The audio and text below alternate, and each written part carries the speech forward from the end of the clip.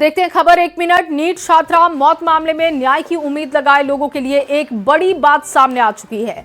मामले की तह तक पहुंचने के लिए गठित एसआईटी के सौंपे गए अधूरे दस्तावेजों की वजह से एम्स की रिपोर्ट में देरी हो रही है। दिखाते हैं आपको ये रिपोर्ट। मामले में न्याय की उम्मीद लगाए लोगों के लिए एक बड़ी और चिंताजनक खबर सामने आई है। मामले की तह तक पहुंचने के लिए गठित एसआईटी के सौंपे गए अधूरे दस्तावेजों की वजह से एम्स पटना की मेडिकल जांच प्रक्रिया बुरी तरीके से प्रभावित हो रही है। एम्स पटना के फॉरेंसिक विभागाध्यक्ष डॉक्टर विनय कुमार ने बताया कि संस्थान के निदेशक और अधीक्षक के निर्देशों पर एक विशेष मेडिकल बोर्ड का गठन किया गया है। ये टीम पिछले एक सप्ताह से सक्रिय है, लेकिन जांच की रफ्तार तकनीकी कारणों से धीमी है। उन्होंने कहा कि मेडिकल जांच समय और दस्तावेजों पर आधारित होती है। अगर रिकॉर्ड देर से मिलता है तो रिव्यू में बाधा आती है। अभी किसी निष्कर्ष पर पहुंचना संभव नहीं जब तक सभी दस्तावेजों की जांच नहीं हो जाती। उन्होंने कहा कि एसआईटी की टीम दस्तावेज धीरे धीरे दे रही है और ऐसे में इंतजार है कि एम्स की जांच रिपोर्ट का जो छात्रा की संदिग्ध मौत के राज खोलेगा। और वहीं सीतामढ़ी में एक छात्रा की मौत से बवाल मच गया। सरकारी इंजीनियरिंग कॉलेज में इंजीनियरिंग की फाइनल ईयर की छात्रा मेधा पराशर की मौत हो गई है। गुस्साए छात्रों ने कॉलेज परिसर में जमकर हंगामा किया। दिखाते हैं आपको ये रिपोर्ट। जस्टिस फॉर मेधा पराशर के स्लोगन वाली तख्ती लिए बैठे छात्रों की तस्वीरें समस्तीपुर से आई है, जहां सरकारी इंजीनियरिंग कॉलेज में इंजीनियरिंग की फाइनल ईयर की छात्रा मेधा पराशर की मौत हो गई थी। मौत के बाद कॉलेज परिसर में आक्रोश फूट पड़ा। बड़ी संख्या में छात्र छात्राएं कॉलेज प्रशासन खासकर प्राचार्य के खिलाफ कार्रवाई की मांग को लेकर धरने पर बैठ गए। प्रदर्शनकारी लगातार नारेबाजी करते हुए मेधा को न्याय दिलाने की मांग कर रहे हैं। छात्रों के अनुसार मेधा पराशर 23 जनवरी को अचानक बीमार पड़ गई। कॉलेज के हॉस्टल में रह रही थी, लेकिन गंभीर स्थिति के बावजूद कॉलेज प्रशासन ने उसे तत्काल अस्पताल नहीं पहुंचाया। छात्रों का आरोप है कि प्राचार्य की गाड़ी से रास्ते में ये कहकर उसे उतार दिया गया कि कार गंदी हो जाएगी। जानकारी के अनुसार मेधा पराशर बिहार के भागलपुर जिले की रहने वाली थी। समय पर बेहतर इलाज न मिलने के कारण उसकी मौत हो गई। इस घटना से छात्रों में भारी रोष है। जिम्मेदार अधिकारियों पर सख्त कार्रवाई की मांग कर रहे हैं। और वहीं मुंगेर में गणतंत्र दिवस समारोह को लेकर प्रशासन पूरी सतर्क और तैयार नजर आ रहा है।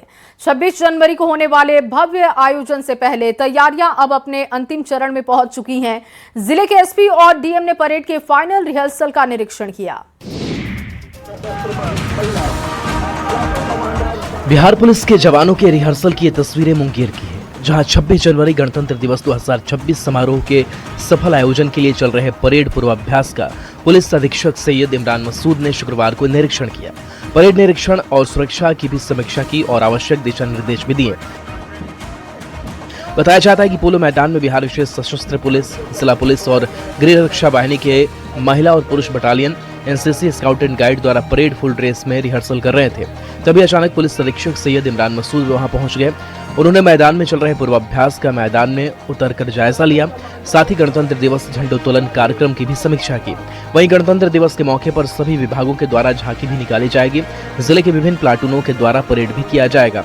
जिलाधिकारी निखिल धनराज पणिकर ने बताया कि गणतंत्र दिवस के अवसर पर जिले में उत्कृष्ट कार्य करने वाले अधिकारियों, कर्मचारियों और आम नागरिकों को सम्मानित किया जाएगा। और अगली खबर किशनगंज से, जहां पुलिस ने अवैध लॉटरी के कारोबार का पर्दाफाश किया और साथ ही पुलिस ने नकली लॉटरी के साथ कई खिलाड़ियों को गिरफ्तार किया। किशनगंज पुलिस की कस्टडी में लाखों की लॉटरी टिकट के साथ तस्वीरों में दिख रहा ये वही शातिर खिलाड़ी है जो नकली लॉटरी कूपन का लालच देकर लोगों से पैसे ठगने का काम कर रहा था और लोगों को रातों रात करोड़पति बनने के चक्कर में फंसा रहे थे। अपनी खून पसीने की कमाई को लोग गवा रहे थे, लेकिन जैसे ही किशनगंज थाने की पुलिस को इसकी भनक लगी, पुलिस ने लॉटरी खेल को फेल कर दिया। खिलाड़ियों को जेल की सलाखों के पहुंचा दिया। पुलिस ने अंतरराज्यीय गिरोह का भंडाफोड़ करते हुए मास्टरमाइंड सहित 5 लोगों को गिरफ्तार किया। साथ ही पुलिस ने 2,61,000 नकली लॉटरी कूपन भी बरामद किए, जिसकी कीमत 16 लाख से ज्यादा बताई जा रही है। पूछताछ में आरोपियों ने स्वीकार किया कि ये गिरोह बिहार और पश्चिम बंगाल से जाली लॉटरी छपवाकर किशनगंज और आसपास के क्षेत्रों में बड़े पैमाने पर बेचता था। अब पुलिस जाली लॉटरी के नेटवर्क को खंगाल रही है।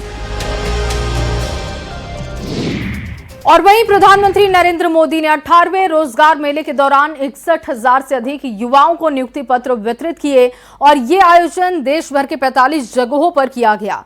रांची से आई ये खबर आपको दिखाते हैं। चेहरे पर मुस्कान और हाथों में नियुक्ति पत्र लिए युवाओं की ये तस्वीरें राजधानी रांची से आई है, जहां प्रधानमंत्री मोदी ने 18वें रोजगार मेले में 61,000 से ज्यादा युवाओं को नियुक्ति पत्र सौंपा है। पीएम मोदी ने वीडियो कॉन्फ्रेंसिंग के माध्यम से सभी युवाओं को नियुक्ति पत्र सौंपा। आपको बता दें कि देश की 45 जगहों पर रोजगार मेले का आयोजन किया गया। उन्होंने युवाओं को अपने कौशल को और मजबूत करने और उपलब्ध रोजगार के अवसरों का लाभ उठाने के लिए प्रेरित किया। वहीं राजधानी रांची में सीआरपीएफ के आईजी साकेत कुमार ने चयनित अभ्यर्थियों को नियुक्ति पत्र सौंपा। इस दौरान गुमला के हिमांशु साहू को नियुक्ति पत्र मिला। उनका चयन असम राइफल्स में हुआ है। बीते 11 साल में महिलाओं की भागीदारी में लगभग 2 गुनी बढ़ोतरी हुई है। सरकार की मुद्रा योजना और स्टार्टअप जैसी योजनाओं से महिलाओं को बड़ा लाभ मिला। आई गॉट कर्मयोगी पोर्टल पर 4200 से अधिक उच्च गुणवत्ता वाले पाठ्यक्रम उपलब्ध हैं, जिनसे अब तक 1.47 करोड़ से अधिक सरकारी कर्मचारी प्रशिक्षण प्राप्त कर चुके हैं। और अगली खबर मुंगेर से, जहां मुंगेर हवेली खड़गपुर में सरस्वती पूजा इस बार खास अंदाज में मनाई गई है। श्रद्धा, भक्ति और कला का अनोखा संगम यहां पर देखने को मिला। दिखाते हैं आपको 1 मिनट की रिपोर्ट। अयोध्या के राम मंदिर की तर्ज पर तैयार पंडाल की ये तस्वीरें मुंगेर की हैं, जहां हवेली खड़गपुर में हर्ष और उल्लास के साथ सरस्वती पूजा मनाया गया। पश्चिम अजीमगंज में आजाद सेवा सदन ने अयोध्या के राम मंदिर की तर्ज पर मां सरस्वती का पंडाल तैयार किया, जो आकर्षण का केंद्र बन गया। पंडाल की भव्य संरचना और साज सज्जा को देखने के लिए बड़ी संख्या में लोग पहुंचे। जानकारी के मुताबिक आजाद सेवा सदन साल 1991 से लगातार सरस्वती पूजा का आयोजन करता आ रहा है। समिति हर साल खड़गपुर के ऐतिहासिक, धार्मिक और पर्यटन स्थलों की झांकी के माध्यम से पंडाल का निर्माण करती है।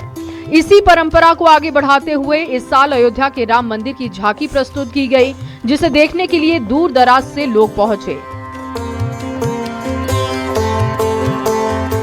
श्रद्धालुओं की भीड़ को देखते हुए प्रशासन भी मुस्तैद दिखा। और वहीं छत्तीसगढ़ की एक फैक्ट्री में हुए विस्फोट में गया जिले के 6 लोगों की मौत हो गई। मौत के बाद गांव में मातम पसरा हुआ है। ये सभी मजदूर करीब 15 दिन पहले रोजी रोटी की तलाश में छत्तीसगढ़ पहुंचे थे। एक साथ गांव में सजी कई चिताओं की ये तस्वीरें गया जी की है, जहां छत्तीसगढ़ में प्लांट में विस्फोट में मारे गए सभी मजदूरों का शव गया जी पहुंच गया है। शव को गांव के ही बंधार के पास एक साथ 6 चिता सजाई गई, जहां अंतिम संस्कार किया गया। अंतिम संस्कार में भारी संख्या में कई गांव के लोग भी पहुंचे थे। शव पहुंचने की खबर मिलते ही केंद्रीय मंत्री जीतन राम मांझी भी गांव पहुंचे, परिवार को सांत्वना दिया और कंपनी की तरफ से 20-20 लाख रुपए का टेक परिवार वालों को सौंपा। बता दें कि छत्तीसगढ़ के बलौदाबाजार जिले में एक औद्योगिक प्लांट में विस्फोट होने के बाद 6 मजदूरों की मौत हो गई थी, जबकि 5 लोग घायल हो गए थे। सभी मृतक मजदूर गया के डुमरिया क्षेत्र के रहने वाले थे। सभी 2 जून की रोटी कमाने के लिए गए थे। लोगों का ये भी कहना है कि ठेकेदार के द्वारा अच्छा काम देने के बहाने से सभी को वो वहां ले गए। जीतन राम मांझी ने कहा है कि बिहार सरकार की तरफ से भी मुआवजा दिलवाने की हम कोशिश करेंगे। और वहीं जम्मू कश्मीर के डोडा में शहीद जवान का पार्थिव शरीर रांची पहुंच गया। जैसे ही शहीद का पार्थिव शरीर बिरसा मुंडा एयरपोर्ट पहुंचा, पूरा माहौल गमगीन हो गया। दिखाते हैं आपको ये 1 मिनट की रिपोर्ट। जम्मू कश्मीर के डोडा जिले में हुए हादसे में शहीद हुए सेना के जवानों के पार्थिव शरीर रांची पहुंच गया है।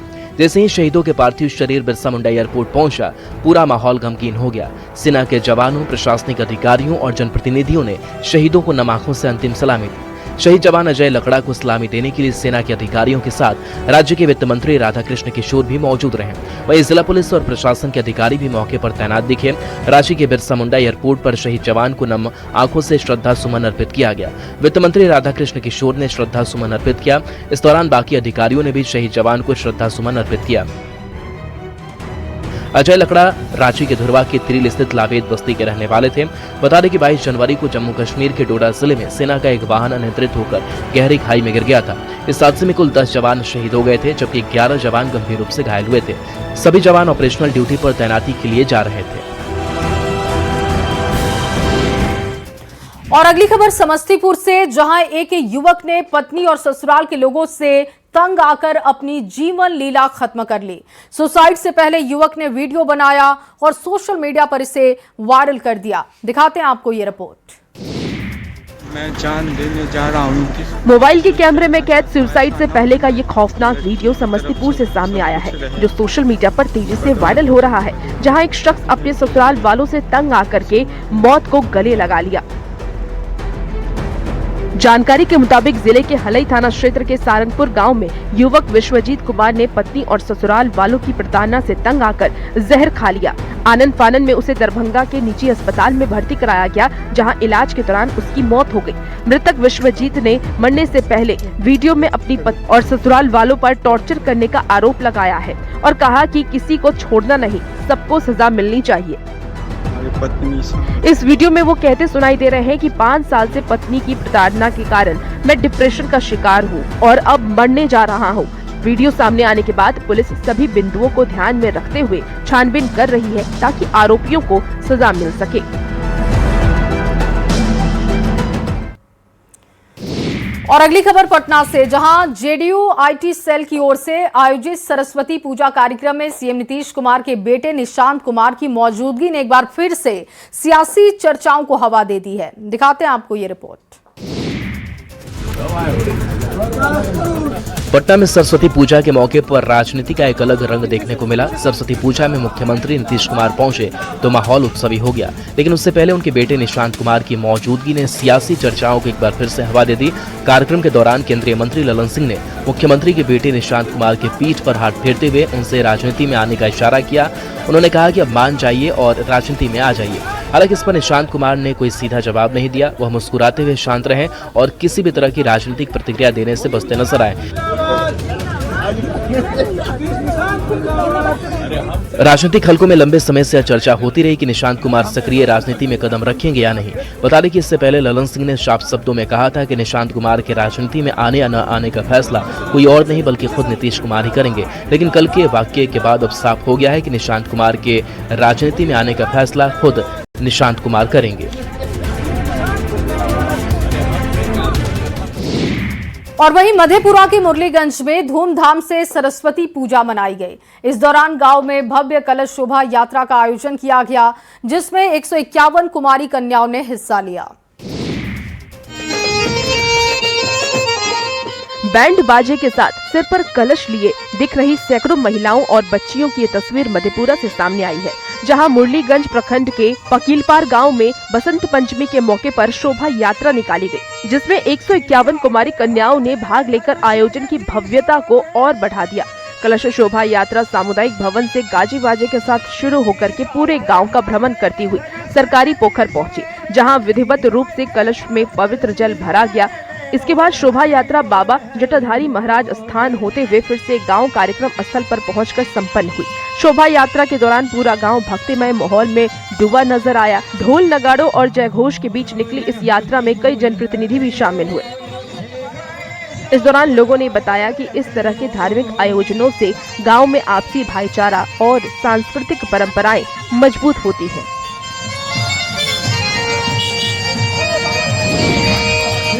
और बिहार पर्यटन ने यात्रियों को शाही अनुभव देने के लिए लग्जरी कैरावैन बसों की शुरुआत कर दी है। अत्याधुनिक सुविधाओं से लैस ये बसें अब बिहार और देश के प्रमुख पर्यटन स्थलों पर आरामदायक यात्रा आपको देगी। दिखाते हैं आपको ये रिपोर्ट। चमचमाती कैरावैन की तस्वीरें राजधानी पटना की है, जहां पर्यटकों को प्रीमियम ट्रैवल अनुभव देने की दिशा में बड़ा कदम उठाते हुए 2 अत्याधुनिक लग्जरी कैरावैन बसों की शुरुआत की है। शुक्रवार को पर्यटन मंत्री अरुण शंकर प्रसाद ने इन बसों को हरी झंडी दिखाकर रवाना किया। इस मौके पर मंत्री स्वयं भी कैरावैन में सवार होकर इसकी सुविधाओं का जायजा लेते नजर आए। इस वैन की लागत लगभग 2 करोड़ 18 लाख है और प्रत्येक कैरावैन में कुल 8 लोगों की बैठने की व्यवस्था है। टूरिज्म की एक लग्जरी कैरावैन बसें किसी चलते फिरते 5 स्टार होटल से कम नहीं है। बस के अंदर बेडरूम, बाथरूम, किचन और ड्रेसिंग एरिया जैसी तमाम आधुनिक सुविधाएं उपलब्ध हैं। सफर को सुरक्षित बनाने के लिए सीसीटीवी कैमरा और SOS बटन भी उपलब्ध है। इन लग्जरी कैरावैन बसों का किराया 75 रुपए प्रति किलोमीटर तय किया गया है। न्यूनतम 250 किलोमीटर प्रतिदिन की बुकिंग अनिवार्य होगी। किराए पर 5% GST अतिरिक्त देना होगा। ऑनलाइन बुकिंग बिहार टूरिज्म की आधिकारिक वेबसाइट के जरिए की जा सकती है। ऑफलाइन बुकिंग काउंटर पर उपलब्ध है। और अगली खबर जमुई से, जहां मांगो बंदर पुल पिछले 10 साल से क्षतिग्रस्त है और पुल के 2 पिलर के गड्ढे में दरार भी दिखा है। आपको ये खबर दिखाते हैं रिपोर्ट के जरिए। हादसे को दावत देते जर्जर पुल की एक खौफनाक तस्वीरें जमुई जिले से सामने आई है, जहां जिले से गुजरने वाली NH 333A का मांगो बंदर पुल के 2 पिलर के गटर में दरार पड़ गया है। दरार के कारण पुल पिछले 10 साल से क्षतिग्रस्त है। जिला प्रशासन और NHAI ने सभी प्रकार के वाहनों की आवाजाही पर महीनों से रोक लगा रखी है। तस्वीरों में आप देख सकते हैं कि किस तरह दरारें दिख रही हैं। कभी भी यहाँ बड़ा हादसा हो सकता है और उसके बाद भी छोटी गाड़ियों का आना जाना जारी है। पुल के ऊपर आने जाने वाले लोग इस बात से अनजान हैं कि वो अपनी जान को दांव पर लगाकर इस पुल पर सफर कर रहे हैं। जिस दिन उन्हें इसकी जानकारी मिलेगी वो भी संभल जाएंगे। ऐसे में संबंधित विभाग को वैकल्पिक व्यवस्था करने की जरूरत है। जानकारी के मुताबिक राष्ट्रीय राजमार्ग की ओर से यहाँ डाइवर्जन बनाने की प्रक्रिया की जा रही है, लेकिन क्षतिग्रस्त पुल से आवाजाही से कोई बड़ा हादसा हो सकता है। बता दें कि ये पुल 2016 में ही क्षतिग्रस्त हुआ था। और वहीं मुंगेर में खेत में पटवन के लिए खड़गपुर झील से पानी छोड़ा गया ताकि किसान आराम से अपनी फसलों की सिंचाई कर सके, लेकिन नहर की साफ सफाई नहीं होने से पानी परेशानी बन चुका है। लबालब पानी से भरे गांव की तस्वीरें मुंगेर हवेली खड़गपुर की है, जहां तेगड़ा गांव में करीब 30 से 40 बीघा खेत का एकाएक जलमग्न हो गया। जब इसका पता किया गया तो पता चला कि खड़गपुर झील से खेतों में पटवन के नहर के माध्यम से पानी छोड़ा गया था, जिसे लेकर सवाल खड़े होने लगे हैं। लोगों ने बताया कि जब खड़गपुर झील से पानी को छोड़ा गया था तो नहर की साफ सफाई नहीं कराई गई थी, जिस कारण पानी पास होने में काफी परेशानी हो रही है। नहर से पानी ओवरफ्लो करने लगा है और देखते ही देखते पानी गाँव में घुस गया है। ग्रामीण इलाके में पानी भरने से करीब 30 से 40 बीघा में लगे फसल बर्बाद होने के कगार पर है। पूरा नहर जाम है, नहीं झरवाता है तो इसीलिए डूब गया इधर यहाँ वहाँ, सबका नुकसान हो गया। कितना बीघा में फैल गया? ये कम से कम 50 बीघा में। इतना ही नहीं, खेत के अलावा कई घरों में भी पानी घुस गया है। किसानों ने बताया कि बड़ा नाला की सफाई कई दिनों से नहीं हुई है, जिस कारण जब भी नहर में पानी छोड़ा जाता है वह पानी फैलने लगता है। ऐसे में संबंधित विभाग को ध्यान देने की जरूरत है। और वहीं उत्तराखंड में 3 महीने के बाद आखिरकार बर्फबारी और बारिश हुई है। केदारनाथ धाम और बद्रीनाथ धाम में सुबह से बर्फबारी हो रही है। गंगोत्री यमुनोत्री घाटी में भी नजारा बदल चुका है। देखिए इस रिपोर्ट में। उत्तराखंड के ऊंचाई वाले इलाकों में मौसम ने करवट बदली है। केदारनाथ धाम में जोरदार बर्फबारी हुई है, जिससे पूरी केदार घाटी सफेद चादर में ढकी नजर आ रही है और पहाड़ियां चांदी की तरह चमक रही हैं। बद्रीनाथ धाम में भी बर्फबारी हुई है। स्नोफॉल के बाद धाम और आसपास की चोटियां सफेद हो गई हैं। लगभग 3 महीने से बारिश और बर्फबारी का इंतजार कर रहे पहाड़ी इलाकों को आखिर राहत मिल गई है।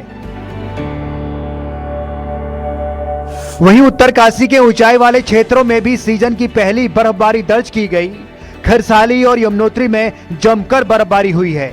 गंगोत्री धाम में भी बर्फ गिरी है और पूरी गंगोत्री घाटी सफेद दिखाई दे रही है। हर्षिल में भी हल्की बर्फबारी हुई, जिससे स्थानीय लोगों और किसानों के चेहरे खिल उठे हैं।